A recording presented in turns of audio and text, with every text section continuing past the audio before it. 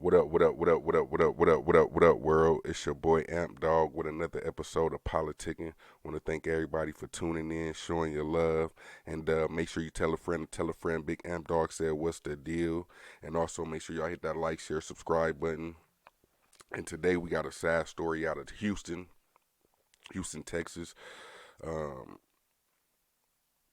where a teenager has been charged with murder that killed three valet workers.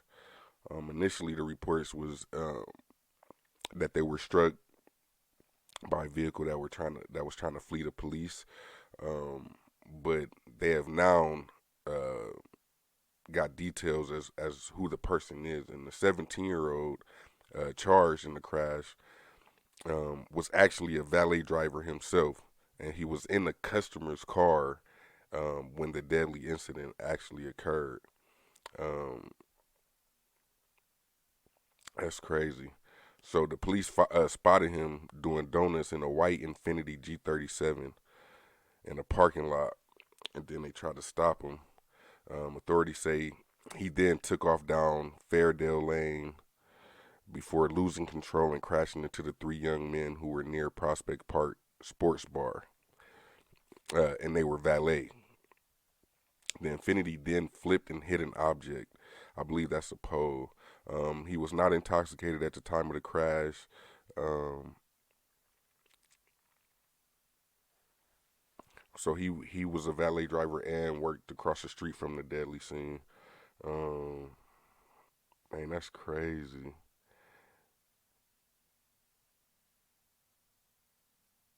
Also, it was another valet driver in the passenger seat. Well, not valet driver, but another valet worker in the passenger seat. They both sustained a broken leg in the crash and were taken to the hospital. Um, Now, the sad thing about it was an 18-year-old um, and 22-year-olds that were killed. Um, because these dudes want to be reckless and probably were trying to be the cool guys, trying to show off, probably work there for a little bit of time, so feel like they know the ropes and things like that, um, which is just crazy because just the fact that you would think or even have the audacity to one jump in a customer's car, drive it, that's crazy. But to end up doing like donuts, running from the police, like all this kind of stuff you doing in somebody else's vehicle that you probably more than likely can't pay for working at valet. Not saying that valet workers don't make money. I don't know. But what I do know is more than likely you could be doing that in your own car as opposed to somebody else's. So um, this just shows, and they probably all were good kids, who knows. But it just shows how sometimes you know, you need you need adults. I get it. We want to make sure we give opportunity to kids coming up. You know what I'm saying? But don't hire no 17-year-olds to work valet if you're not gonna have at least a 35 to 50-year-old. Somebody that could oversee these dudes, because more than likely anybody that could afford valet, um, or that chooses to park valet, is trying to avoid they nice car from being associated or being around other vehicles, right? So more than likely, if you work in valet and they're paying you, that means that they get enough valet service going on there. So that means there's a lot of probably high end vehicles, or in this case a G37, which is a cool car, but is made to drift. It's made to hit donuts and go around curbs and stuff. But you got to know what the hell you doing. And so for the 17-year old, yeah, your life is young, you know, but you made a bad decision that's gonna affect the rest of your life, and unfortunately, 17 is old enough to know right from wrong. So you just got to deal with the consequences that come with your actions. You know what I'm saying? You got three people that are no longer here. An 18-year-old. You know what I'm saying? Like that was y'all the same age. You know what I'm saying? Imagine how his family feel, how his mom feel. You know what I'm saying? Um, and then the fact that the victim's family, they young, so um, imagine your child is going to work, and You just all right. It's about 10:30, 11 o'clock. They get off at 10 o'clock. Okay, and they never come home. So that's how some of these victims' family found out that they were gone is because they didn't show up home. You know what I'm saying? They never came back home from work. You know what I'm saying? So it's a lot of people that gotta deal with the effects of your actions and your carelessness. Um, I don't. I mean, I feel bad for you, but I don't. You know what I'm saying? This is like the second case where kids is driving reckless or drag racing and on actual streets. Like, and it's crazy because every city and state they got racetracks, and I'm not talking about the ones for NASCAR.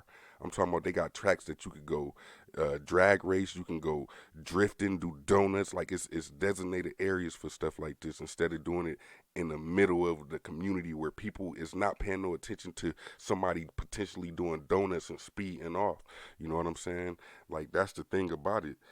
So hopefully, you know, just for the kids that's coming up. You feel me? For the future valet drivers, just remember this story, um, and just don't and just make better decisions. Cause this dude, he just threw his whole life away for nothing. He facing 3 murder charges. You know what I'm saying? 3 murder charges. And one thing that we do know is that these people ain't coming back. So yeah, you could hope that he get leniency or whatever, but I don't think the family of the victims really care about him potentially being able to further his life, um, you know, out on the streets anyway. So I think this is something to definitely take in consideration and just always remember um, when you are in the possession or in control of somebody else's um, property, um, assets, whatever. Um, think about this. Even when you're doing work, if you do any type of work as a service, like if you detail cars, you cut hair, you clean carpets, you know what I'm saying? Always think of this. This is what I always use in my work history as far as the things that I do. Um, I always treat somebody's stuff the same way I would want somebody to treat mine. Period. Never got complaints about job quality. Nothing. And then, in fact, once you have that mentality, you set your own price, and it might be a little high, but they gonna rock with it because they know that they getting the quality. You know what I'm saying? They know that they gonna get that person that I might take an extra 10 minutes, but you gonna get what you looking for plus a little bit more. You know what I'm saying? So that's just a rule of thumb for people that's thinking to be valet drivers or anything like that. Like, just respect people's stuff the same way you would want them to respect yours. Because if that was your G37, and you walked out of the bar, um, I'm sure no matter how the situation looked, they're going to be angry at that person. And then the fact is how big is this company? How big is this restaurant that they at?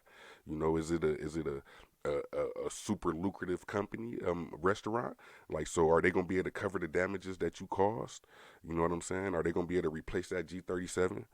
Are they gonna be able to cover the insurance that they're gonna need to cover these three young men's lives and things like that? The property damage because you are employed under them, so you know what I'm saying. You see how crazy this stuff can get.